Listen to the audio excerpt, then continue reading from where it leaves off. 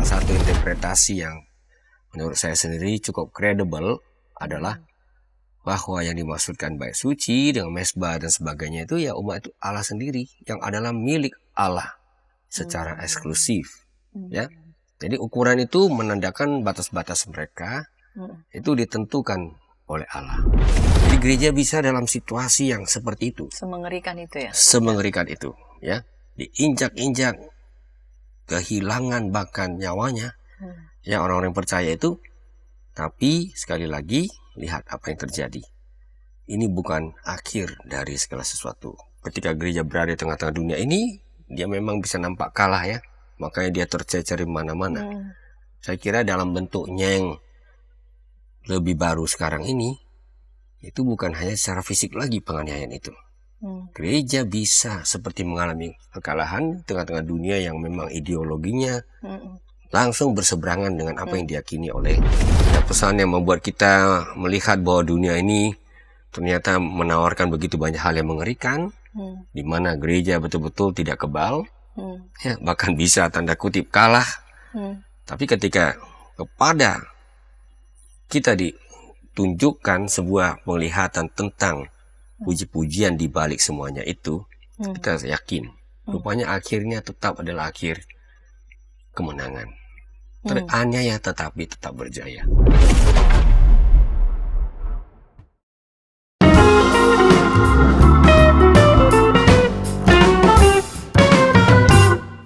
Sahabat YKB TV, sahabat Ngulik Alkitab, kita jumpa kembali dalam program Ngulik Alkitab. Program Ngulik Alkitab ini diselenggarakan sebagai media, sebagai sarana bagi kita membaca kitab suci dan menggali, menemukan setiap pesan yang sangat berharga, sangat berluhur dalam setiap teks yang kita ulik dan tentu saja melihat relevansinya untuk kehidupan kita sehari-hari.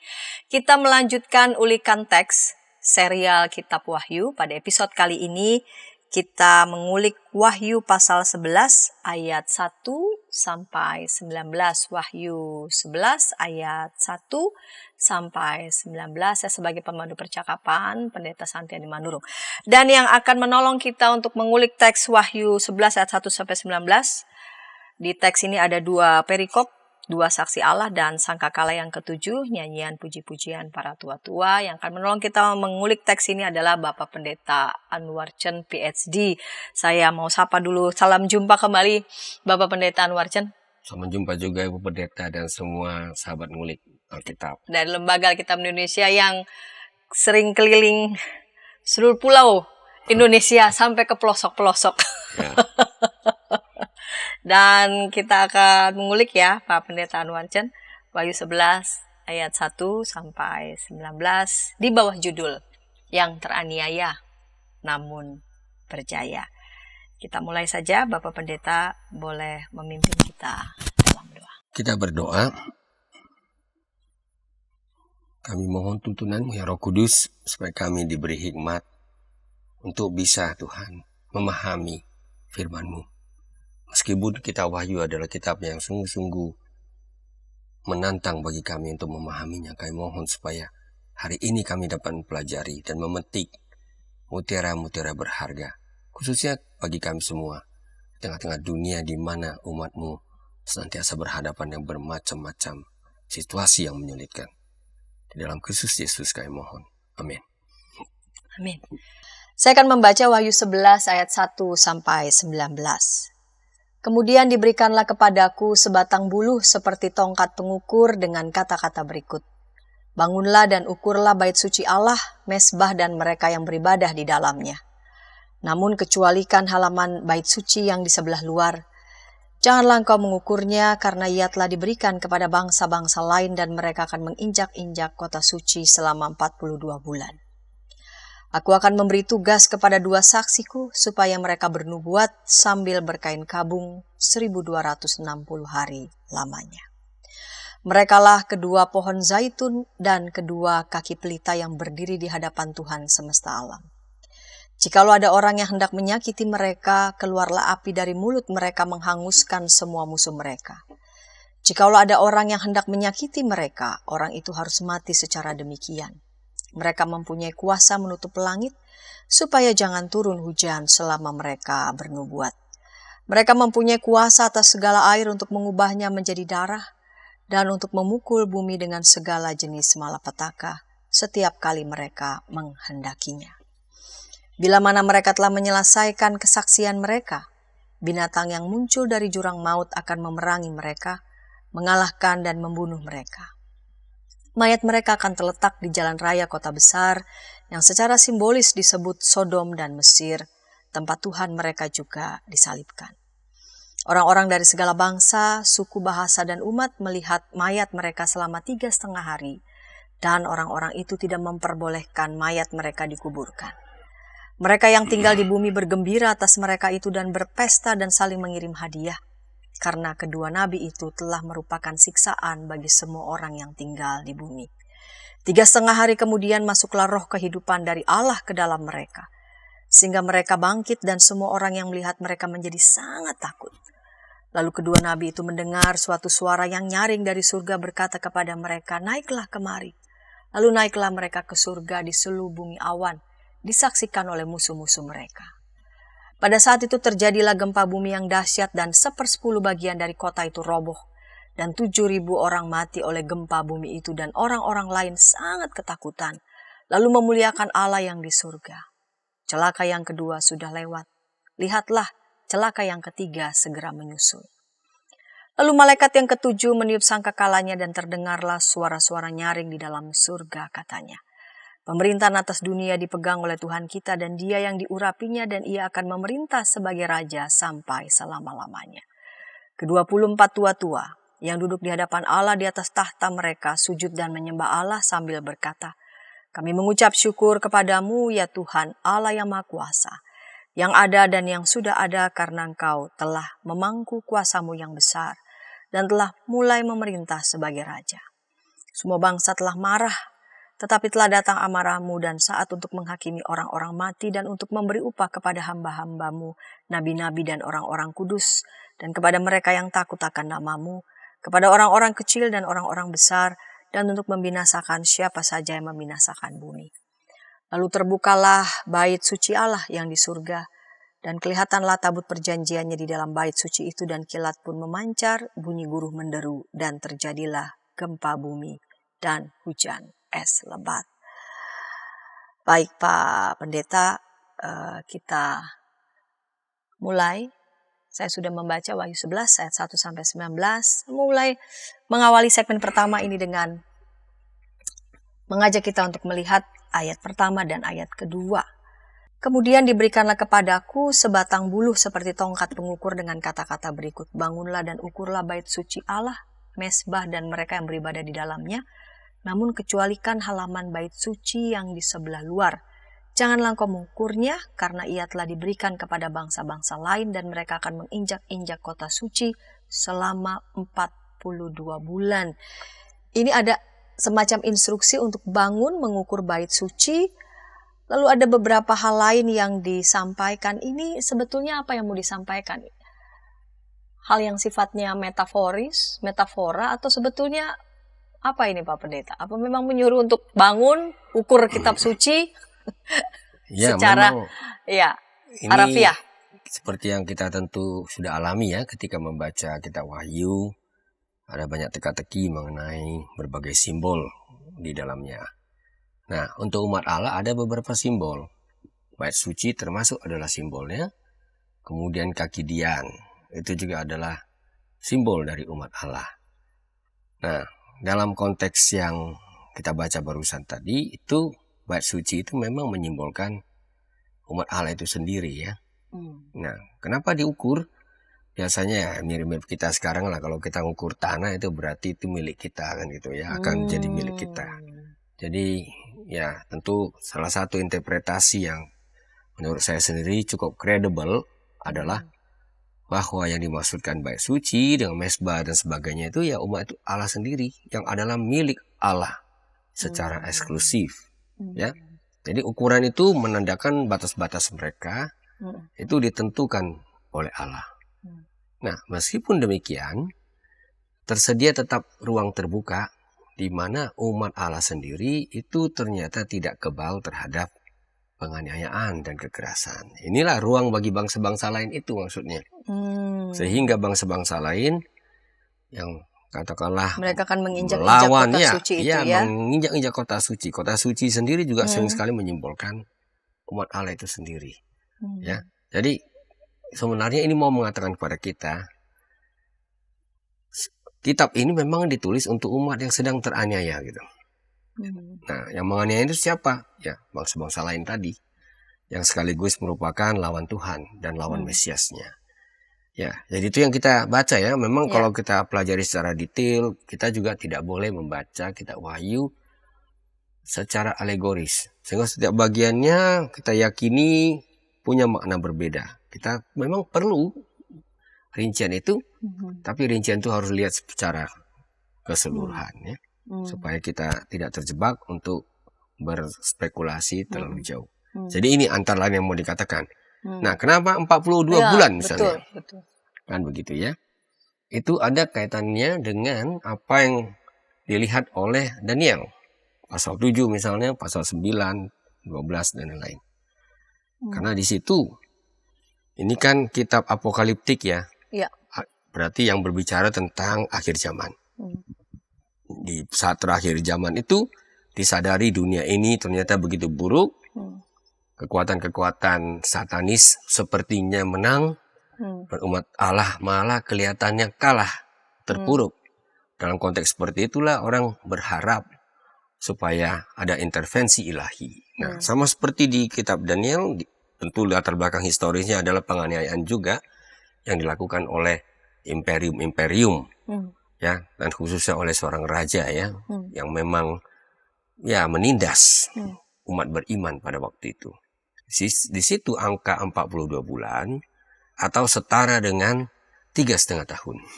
1 masa, 2 masa, setengah masa, itu istilahnya kalau kita pakai. Ya, itu mirip sekali mengingatkan kita kembali kepada malapetaka di zaman Elia. Kemarau berlangsung kira-kira 3,5 tahun. Dan juga mengingatkan kita kembali kepada pengembaraan di gurun. Nah, umat Israel yang mengembara di sana itu dengan segala suka dukanya, lebih banyak dukanya sebenarnya, itu ada 42 perhentian di situ. Jadi luar biasa ya. Ini Yohanes yang melihat itu, yang diizinkan Tuhan untuk melihat tentang dunia yang lain itu, tentang masa depan, itu menjalin apa yang dia lihat dengan apa yang benar-benar dikenal dari zaman perjanjian lama. Sehingga firman Tuhannya itu tidak hanya semacam wahyu yang langsung turun, tapi juga wahyu yang memang punya kaitan dengan ya, penglihatan yang serupa atau pengalaman-pengalaman umat Tuhan yang serupa di zaman lalu. Nah, kalau begitu bagaimana kita memahami ini? Kita tidak boleh terlalu harfiah juga di sini. Kalau disebut 3,5 tahun atau 42 bulan, atau 100, 1260 hari, nah itu dia ya. Itu tidak boleh kita mengerti hanya secara harfiah. Itu mau mengatakan ada batas waktunya bahwa umat Tuhan itu teraniaya. Jadi kalau sampai kepada kesimpulan umum seperti itu, sudah cukup untuk sebuah interpretasi terhadap kitab Wahyu yang sangat sulit ini. Ya, misalnya ada seorang ahli yang mengatakan itu adalah the time of the church. Kalau disebut the time of the church adalah bagaimana gereja hadir, bersaksi, kemudian teraniaya. Tapi toh semuanya ada batasnya. Nah, bahkan disebutkan itu adalah waktu ketika gereja teraniaya itu hidup sebagai saksi sampai mati, martyrdom. Ya, tapi seperti yang terjadi padang gurun, Tuhan toh tidak tinggal diam. Tuhan yang diyakini sebagai yang memegang sejarah ini, itu yang juga akan bersama dengan mereka berintervensi, campur tangan. Sama seperti yang juga diharapkan, betul-betul dinantikan dalam berbagai penglihatan kitab Daniel. Jadi sekali lagi itulah situasi paralel yang sedang terjadi. Kalau kita bicara tentang ukur-mengukur, kenapa ada yang dibiarkan tetap terbuka gitu. Nah, itu memang yang mau mengatakan sekali lagi. Gereja diukur oleh Allah menjadi miliknya. Tapi dia tetap mempunyai ruang untuk diinjak-injak oleh bangsa lain. Itu, ya. Makanya sampai sekarang gereja tidak pernah 100% aman. Tidak pernah, bahkan bukan 100% lagi. Sangat sering harus menjadi yang teraniaya. Ini menarik ya. Jadi menentukan ukuran yang mana yang menjadi umat Tuhan yang eksklusif. Tetapi yang milik Tuhan itu pun bukan berarti kebal dari benar. Dari ancaman, dari aniaya dari orang-orang luar begitu. Ya. Tapi itu ada batas waktunya, tidak dibiarkan terus-menerus sebab karena itu adalah umat kepunyaan Allah. Allah sendiri juga campur tangan dalam. Baik, Pak Pendeta, kita lanjutkan yang ayat 3 ini menarik, ini tentang 2 saksi. Aku akan memberi tugas kepada 2 saksiku supaya mereka bernubuat sambil berkain kabung 1260 hari lamanya. Tadi Pak Pendeta sudah sempat menyebutkan angka itu, tapi jangan kita pahami persis segitu, tetapi cuma mengatakan bahwa ada batas waktunya. Nah, siapa yang dimaksud dengan 2 saksi Allah ini kita akan ulik itu di segmen kedua, namun sebelumnya kita dengarkan pesan-pesan berikut ini. Shalom adik-adik, hari ini Kepik berkeliling dari desa ke desa. Kepik pengen ke rumah Pak Tani. Coba, ada yang tahu nggak di rumah Pak Tani ada apa saja? Ayo coba tebak, apa coba? Betul, ada sapi. Mo. Mereka sekarang rukun dan jalan bersama-sama pulang ke rumah Pak Tani. Kak Evelyn, tapi sebelum tidur aku mau dengar dongeng dulu. Katanya tadi sudah ngantuk. Pokoknya aku mau dengar dongeng dulu, kakak. Jadi pangku nih. Kayak cerita ya, siap? Ayam buta hanya bisa mendengar suara orang berseru-seru sambil berlari kebakaran. Sekarang kodok lumpuh itu bebas berada di atas punggung semua ayam. Kemanapun dia mau pergi, ayam-ayam siap membawanya dengan senang hati.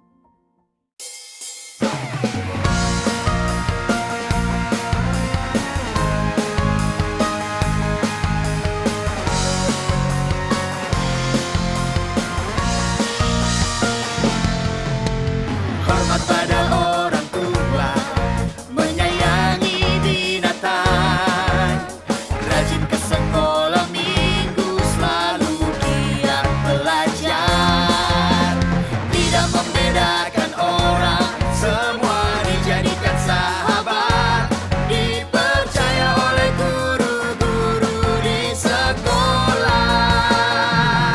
Kiki dan Gigi, sahabat yang baik, gembira menolong siapapun,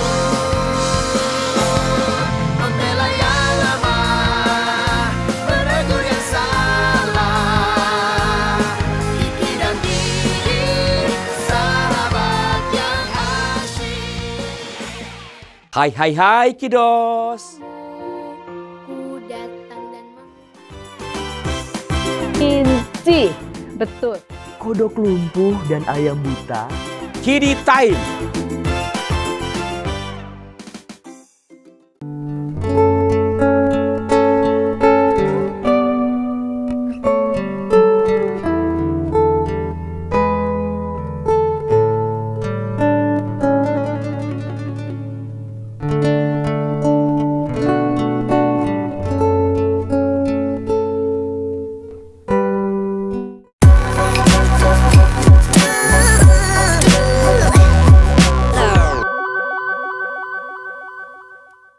Sahabat YKB TV, Sobat Ngulik, kita masih di program Ngulik Alkitab.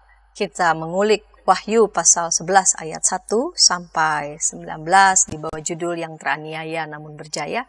Kita memasuki segmen kedua. Saya mengajak sahabat dapat berinteraksi di kolom komentar yang sudah tersedia. Dan narasumber yang mengulik teks ini adalah Bapak Pendeta Anwar Chen, PhD dari Lembaga Alkitab Indonesia. Bapak Pendeta, kita lanjut di segmen kedua ini. Tadi di ujung segmen pertama, saya membaca lagi ayat 3. Aku akan memberi tugas kepada 2 saksiku, supaya mereka bernubuat sambil berkain kabung 1260 hari lamanya. Siapa kira-kira dua saksi Allah ini? Bagaimana kita mengerti, memaknai supaya dari kata dua saksi Allah itu sehingga kita bisa dibantu menyingkapkan siapa sih yang dimaksud dengan dua saksi Allah yang bernubuat sambil berkain kabung. Kain duka berarti kan? Ya, terima kasih Ibu Pendeta. Ya, sekali lagi kita masuk ke dalam sebuah interpretasi yang bersifat simbolik. Ya, ini tentu bisa saja karena kita tidak tahu persis, tidak ada namanya. Tapi ada juga yang mengatakan ini Rasul Yakobus dengan Yohanes ini. Ya, kita tahu Yakobus kemudian meninggal sebagai saksi Kristus. Ada yang mengatakan itu Rasul Petrus atau Paulus gitu. Nah, nampaknya yang kalau kita lihat rinciannya kemudian kita juga sebenarnya membuka ruang bagi interpretasi lain. Misalnya bahwa ini adalah Musa dan Elia. Kenapa? Karena kedua tokoh terakhir ini kedatangannya dikaitkan dengan akhir zaman. Kalau kita masih ingat waktu Yesus di sebuah gunung, kemudian mengalami perubahan rupa itu, transfigurasi, itu ada di Markus 9, Matius 17, Lukas 9. Nah, lihat siapa tokoh yang muncul menjumpai Yesus di situ? Musa dan Elia. Betul. Ini persis ya. Jadi lagi-lagi ini mengajak kita untuk melihat ini yang jelas ini adalah tokoh akhir zaman. Ya. Tapi kita jangan lupa simbol angka 2, kitab Wahyu ini sangat kaya dengan simbol-simbol angka. Betul. Ya. Itu sering sekali adalah simbol saksi dan di situ sering sekali dikaitkan dengan gereja. Gereja yang bersaksi. Ya. Kenapa dia melakukan tugasnya sambil berduka? Karena dia memang menghadapi dunia yang penuh dengan penganiayaan. Yang harus dia lawan, kemudian dia sikapi dengan tetap berpegang teguh kepada imannya. Jadi dia bernubuat berkabung selama 1260 hari. Tadi saya sudah sebutkan di awal, ini tidak lain dari 40 bulan. Ya, ini tidak lain dari 3,5 masa. Jadi semua angka simbolik ini masih merupakan sebuah jalinan simbolik yang membuat kita mengerti, ya, mereka tetap bersaksi, mereka akan menderita dalam tugas itu, tapi semua ada batasnya, ada batas waktunya. Nah, itu yang saya kira perlu kita pahami ketika kita bicara tentang gereja sebagai saksi Allah. Dan tentu ada juga penafsir Alkitab yang mengatakan dari segi komunal, gereja sebagai saksi Allah. Boleh juga dua tokoh itu adalah betul-betul dua tokoh yang pernah hidup di zaman itu. Tapi kita tidak tahu siapa namanya. Yang jelas dia tokoh yang mewakili gereja. Untuk bernubuat. Apa yang dinubuatkan? Ya, artinya dia mengusung pesan kenabian. Dan pesan kenabian itu seperti kita tahu, nanti tentu ada dua hal.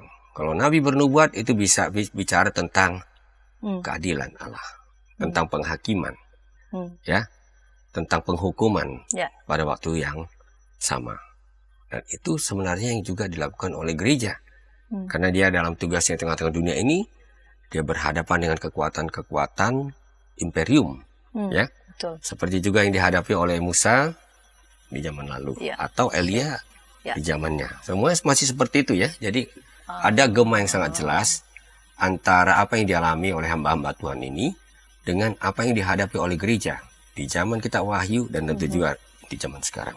Selalu berhadapan dengan kekuatan-kekuatan yang sebenarnya secara politis atau militer lebih kuat dari dirinya. Nah, ini dia, saya rasa penting kita amati gema-gema hubungan tekstual ini yang ada di dalam bacaan kita hari ini. Saya lanjut ya, Bapak Pendeta. Ayat selanjutnya ini juga menarik menurut saya ini. Merekalah kedua pohon zaitun dan kedua kaki pelita yang berdiri di hadapan Tuhan semesta alam. Jikalau ada orang yang hendak menyakiti mereka, keluarlah api dari mulut mereka menghanguskan semua musuh mereka. Jikalau ada orang yang hendak menyakiti mereka, orang itu harus mati secara demikian. Mereka mempunyai kuasa menutup langit supaya jangan turun hujan selama mereka bernubuat.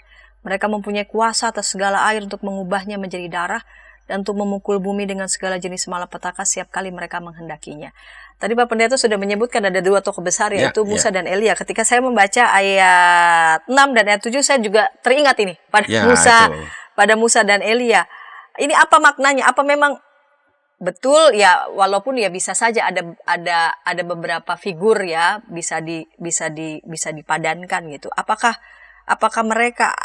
ini juga mengingatkan pada apa yang juga pernah dialami oleh para nabi sebelumnya? Ya jelas ya. Elia pernah diminta Tuhan menutup langit sehingga terjadi kemarau. Waktunya sama, kira-kira 3,5 tahun. Begitu juga Musa, kita masih ingat ya pengalaman dia bertemu dengan Firaun. Ya, dia tentu saja hadir untuk menunjukkan kuasa Tuhan, tapi pada waktu yang sama juga untuk menunjukkan kuasa Tuhan dalam bentuk malapetaka. Nah, ini dia.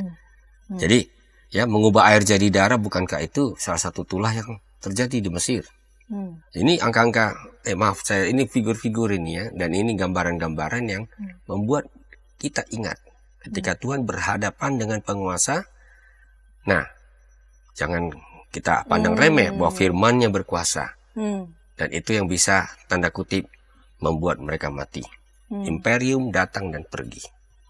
Tapi Tuhan tetap selama-lamanya. Itu sebenarnya yang mau ditegaskan di sini. Ya. Nah, menariknya air atau lebih tepat perairan itu betul-betul sangat menentukan bagi kehidupan Imperium Romawi. Kalau tidak, segala pasokan baik makanan dan lain-lain tidak bisa berjalan. Betul. Ya. Jadi kalau gereja berhadapan dengan imperium sekuat itu, betul dia bisa teraniaya. Tapi jangan lupa, dia bukan tanpa kuasa. Karena kuasa yang dimilikinya adalah kuasa ilahi yang bersumber dari Tuhan.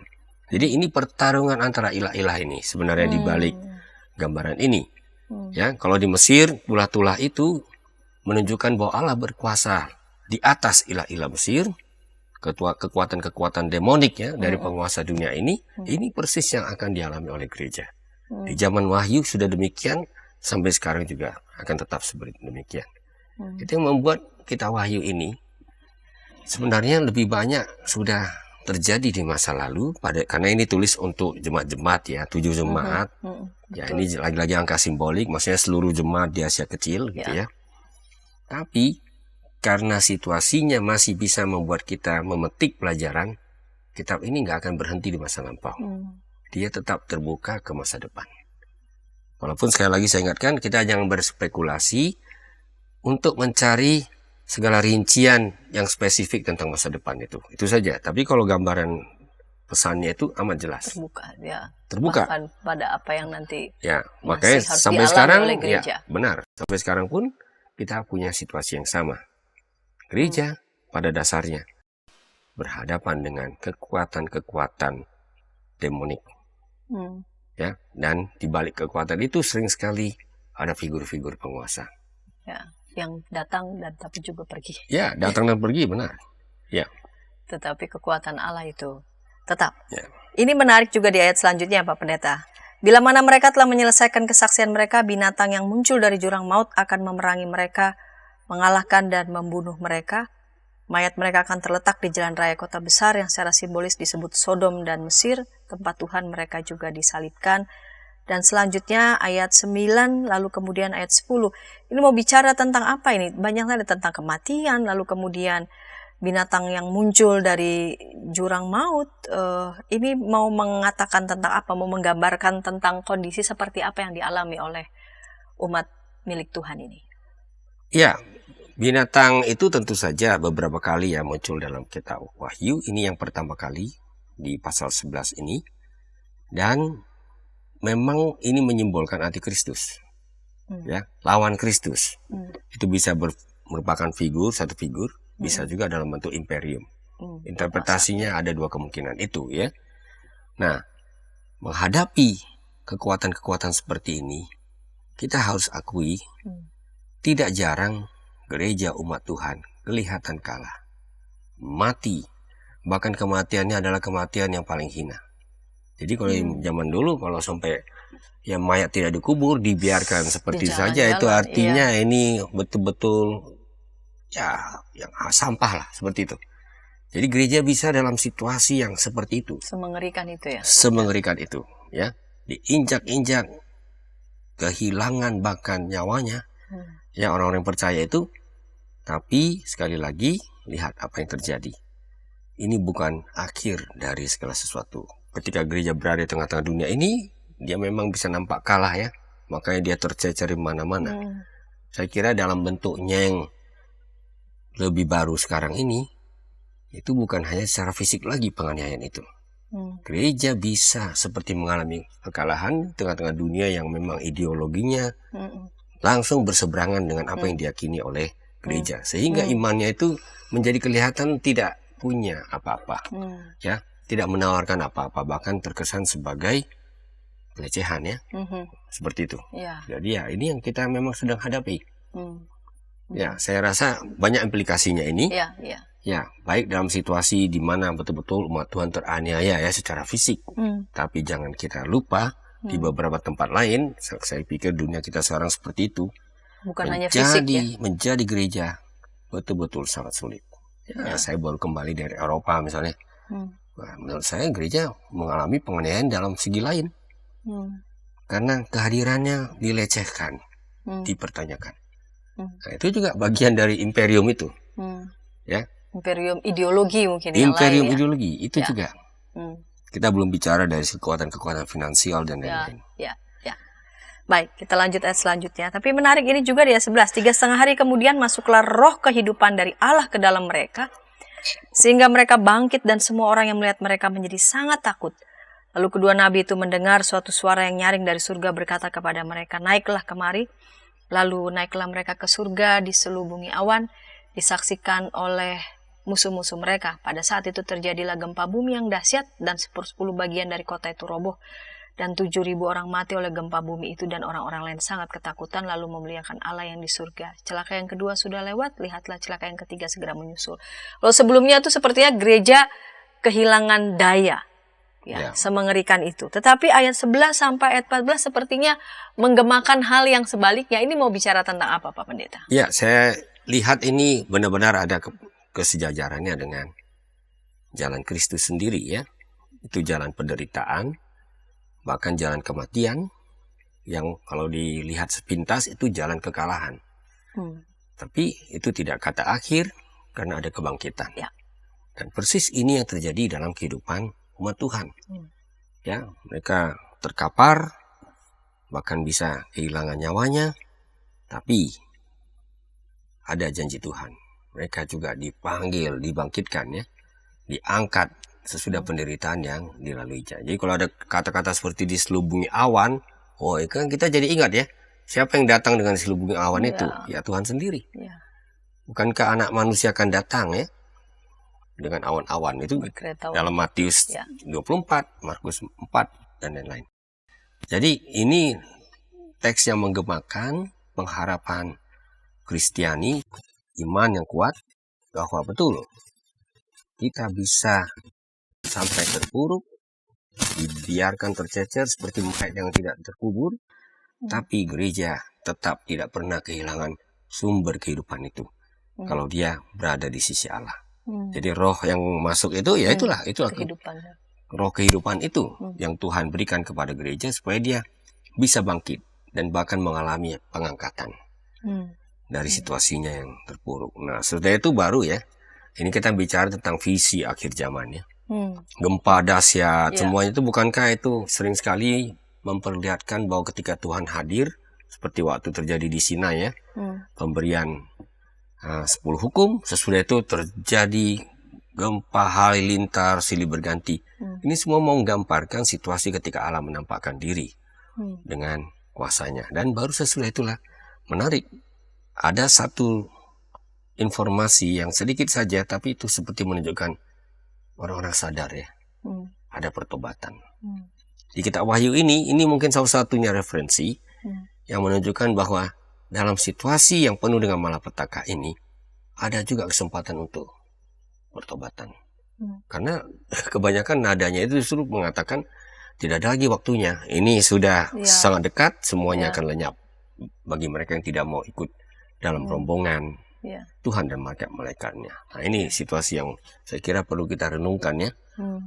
Ketika kita membaca ini. Jadi tetap ada ruang kesempatan untuk Ya, melakukan untuk pertobatan. sangat ketakutan dan memuliakan Allah di sorga. Iya. Itu ya. Jadi ya, itulah yang bisa terjadi.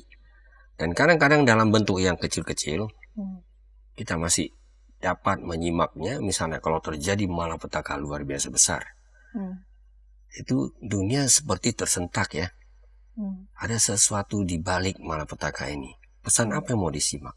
Walaupun ini berbeda, ini hal-hal seperti inilah yang menggemakan apa yang dibayangkan di dalam ya ayat tadi ya.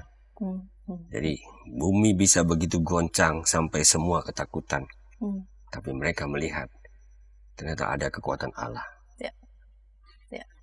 Baik Pak Pendeta, ini ada ayat 15 sampai ayat 19, kita akan ulik segmen ketiga dan tentu saja melihat relevansinya dari dua perikop ini, kita akan ulik segmen ketiga, namun sebelumnya kita dengarkan pesan-pesan berikut ini. Shalom adik-adik, hari ini Kepik berkeliling dari desa ke desa. Kepik pengen ke rumah Pak Tani. Coba, ada yang tahu nggak di rumah Pak Tani ada apa saja? Ayo coba tebak. Apa coba? Betul, ada sapi. Mo. Mereka sekarang rukun dan jalan bersama-sama pulang ke rumah Pak Tani. Kak Evelyn, tapi sebelum tidur aku mau dengar dongeng dulu. Katanya tadi sudah ngantuk. Pokoknya aku mau dengar dongeng dulu kakak. Jadi panggung nih. Kayak cerita ya, siap? Ayam buta hanya bisa mendengar suara orang berseru-seru sambil berlari. Lari, kebakaran. Sekarang kodok lumpuh itu bebas berada di atas punggung semua ayam. Kemanapun dia mau pergi, ayam-ayam siap membawanya dengan senang hati.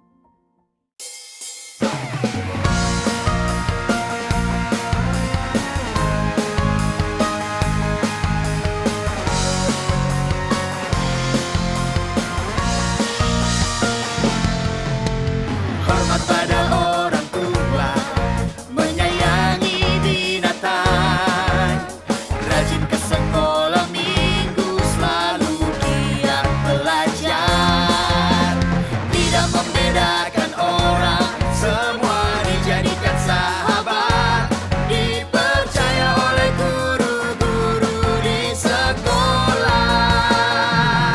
Kiki dan Gigi, sahabat yang baik, gembira menolong siapapun,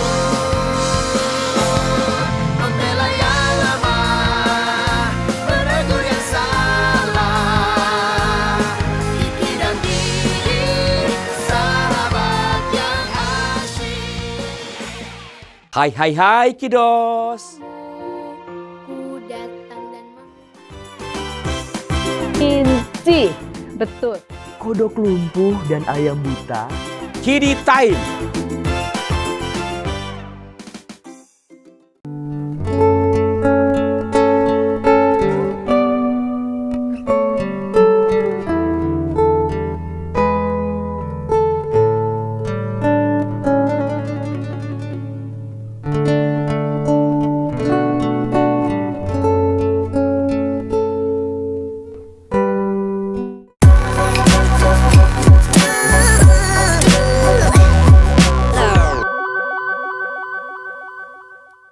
Sahabat DKB, sahabat ngulik Alkitab, senang masih bersama dengan kami dalam program Ngulik Alkitab. Pada episode kali ini kita mengulik Wahyu 11 ayat 1 sampai 19 dengan judul yang teraniaya namun berjaya. Kita memasuki segmen ketiga, segmen penutup dengan narasumber Bapak Pendeta Anwar Chen, PhD dari Lembaga Alkitab Indonesia. Baik Pak Pendeta, kita lanjut di segmen ketiga ini.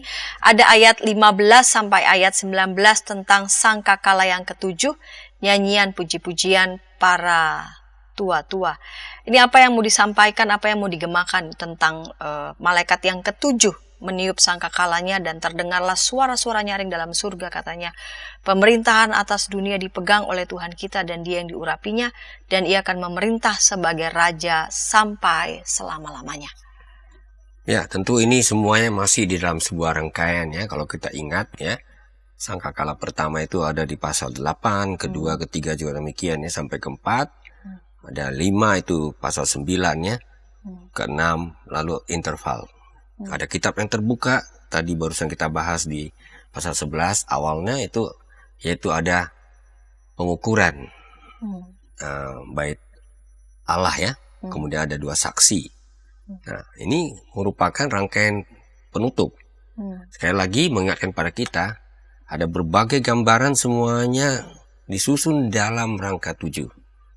Rangka 7 ini luar biasa penting dalam kitab Wahyu. Ada 7 jemaat, ada 7 materai, ada 7 sangkakala kan begitu ya.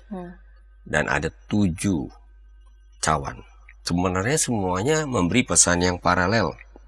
Ya, jadi kalau ada orang mau coba mencari kronologi di balik peristiwa-peristiwa kitab Wahyu, izinkan saya mengatakan, yang akan muncul adalah nanti teori yang mengada-ngada.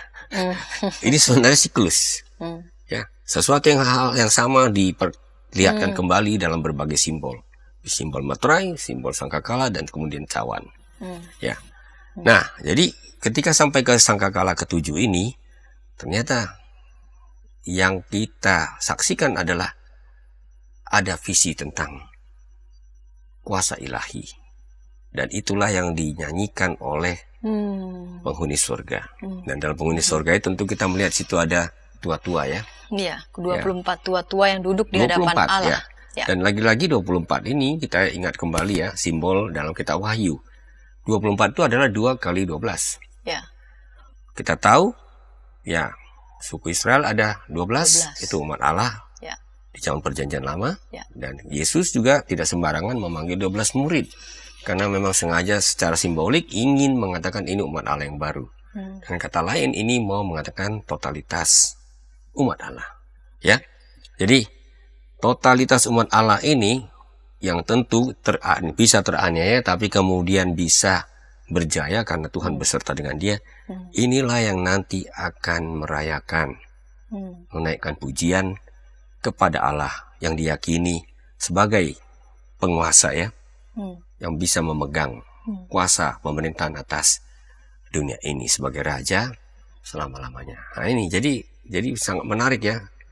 Ada pesan yang membuat kita melihat bahwa dunia ini ternyata menawarkan begitu banyak hal yang mengerikan, di mana gereja betul-betul tidak kebal, ya, bahkan bisa tanda kutip kalah. Tapi ketika kepada kita ditunjukkan sebuah penglihatan tentang puji-pujian di balik semuanya itu, kita yakin rupanya akhirnya tetap adalah akhir kemenangan.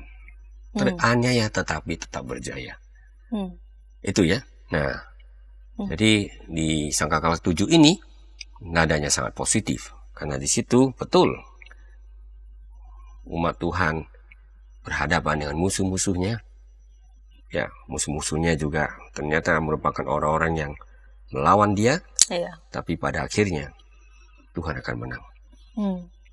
Dan ke-24 tua-tua ini yang duduk di hadapan Allah nih berkata, kami mengucap syukur kepadamu, ya Tuhan Allah yang Maha Kuasa, yang ada dan yang sudah ada, karena Engkau telah memangku kuasamu yang besar dan telah mulai memerintah sebagai Raja. Semua bangsa telah marah, tetapi telah datang amarahmu, dan saat untuk menghakimi orang-orang mati dan untuk memberi upah kepada hamba-hambamu, nabi-nabi dan orang-orang kudus, dan kepada mereka yang takut akan namamu, kepada orang kecil dan orang besar, dan untuk membinasakan siapa saja membinasakan bumi. Lalu terbukalah bait suci Allah yang di surga, dan kelihatanlah tabut perjanjian dalam bait suci itu, dan kilat pun memancar, bunyi guru menderu, dan terjadilah gempa bumi dan hujan es lebat. Ini luar biasa ya. Ini. Jadi Ini visinya jelas ya, pengakuan ya. akan kuasa Allah, tapi juga di situ nampak visi penghakiman. Ada pilihan. Ya. Hamba-hamba Tuhan, apakah itu nabi, rasul, dan sebagainya, yang kelihatan kalah karena mereka kehilangan nyawanya di tengah-tengah dunia ini. Tapi ternyata, lihat, Allah siap untuk memberi upah kepada mereka. Untuk keteguhan mereka sebagai saksinya. Ya, ini. Dan memang betul nanti penglihatan ini ternyata ditutup dengan sebuah tatapan tentang apa yang terjadi di surga sana. Jadi di sini kalau di awal tadi bait suci diukur, ini menyimbolkan tentang umat Tuhan. Ternyata ini berkorelasi dengan bait suci di surga. Ini ya. Jadi kalau kita tahu ya, kalau ada tabut perjanjian, nah itu tahta Allah. Ya, itu biasanya diletakkan hanya di ruang Maha Kudus. Seorang imam tidak bisa masuk ke ruang itu, harus imam besar, dan itu pun hanya 1 kali setahun untuk mengadakan pendamaian pada hari pendamaian yang disebut dengan Yom Kippur. Jadi ini sekali lagi mau mengatakan pada kita apa yang terjadi terhadap bait suci Allah dunia ini, umat Tuhan, itu tidak bisa dilepaskan dari kehadiran Allah di sana, di bait sucinya itu di surga, ya. Sehingga dengan demikian seluruh peristiwa yang terjadi di bumi ini dengan semua perlawanan, kekerasan, penganiayaan dilakukan oleh bangsa-bangsa, oleh penguasa-penguasa, pada akhirnya seperti katakan di sini, Tuhan akan datang dan semua akan menerima gilirannya, upahnya. Jadi saya rasa ini satu penutup yang sangat baik, sangat sesuai dengan rangkaian penglihatan yang sudah kita baca sebelumnya ya. Mulai dari pasal 4 sampai pada pasal 11 ini ya. Jadi ada pergumulan-pergumulan, malapetaka silih berganti, tetapi pada akhirnya umat Tuhan bisa merayakan kuasa Tuhan, pemerintahannya atas dunia ini. Ya, Pak Pendeta telah membantu kita, menolong kita mengulik dari ayat pasal 11 ayat 1 sampai 19, dan dari 2 perikop ini Pak Pendeta yang jelas ada kaitannya ya. Apa relevansinya ini bagi kehidupan kita sekarang yang menjalani hidup ini sehari-hari, terlebih lagi kita sebagai umat Tuhan, sebagai gereja Tuhan. Memang kita Wahyu ini termasuk bagian ini menolong kita untuk mengerti ya, ternyata umat Tuhan itu adalah umat yang memang rapuh, vulnerable. Ya, dia bisa menjadi bulan-bulanan tengah-tengah dunia ini. Apalagi kalau dia bertahan dengan imannya, bukan hanya bulan-bulanan, dia betul-betul bisa menjadi korban. Tapi disitulah semua penglihatan ini menolong kita untuk tetap berdiri teguh di atas keyakinan kita. Semuanya pada akhirnya akan dimenangkan oleh Allah, dan yang akan datang untuk memberikan upah kepada orang-orang yang berada di jalannya. Saya kira itu yang akan tetap kita pegang, supaya umat Tuhan itu sambil menangis pun tetap ingat nanti akan ada kemenangan. Dan itu membuat mereka sanggup berjuang menjalani hari-hari di tengah-tengah segala ketidakpastian, segala kesulitan, segala tantangan, bahkan kekerasan yang mereka alami.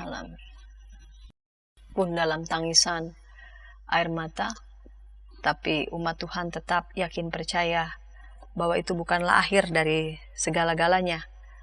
Ya, penderitaan ya bisa datang pergi lewat berbagai macam, entah itu lewat figur satu orang atau penguasa, apapun yang muncul, tetapi hanya satu yang pasti, yaitu Allah yang beserta dengan kita, yang teraniaya namun tetap berjaya.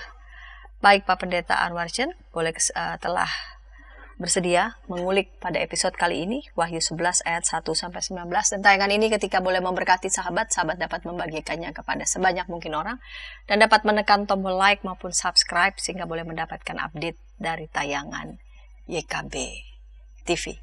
Kita akan menutup dalam doa. Mari Pak Pendeta dapat memimpin kita dalam doa.